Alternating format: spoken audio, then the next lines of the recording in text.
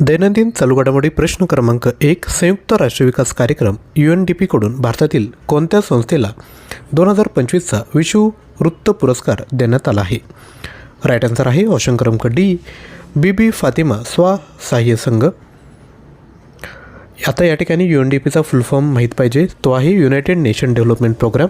संयुक्त राष्ट्र विकास कार्यक्रम स्थापना झाले आहे 22 नोव्हेंबर 1965 आणि मुख्यालय आहे न्यूयॉर्क या ठिकाणी.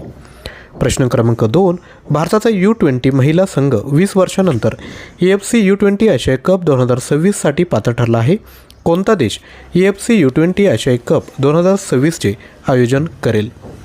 योग्य उत्तर आहे ऑप्शन क्रमांक ए, थायलंड. प्रश्न क्रमांक 3. सिक्कीमने अलीकडेच नारी अदालत कार्यक्रम सुरू केला आहे. नारी अदालत कार्यक्रम कधी सुरू करण्यात आला? योग्य उत्तर आहे 2023मध्ये. प्रश्न क्रमांक 4. गाय जत्रा हा उत्सव कोणत्या देशात साजरा केला जातो? याचं योग्य उत्तर आहे ऑप्शन क्रमांक सी, नेपाळ.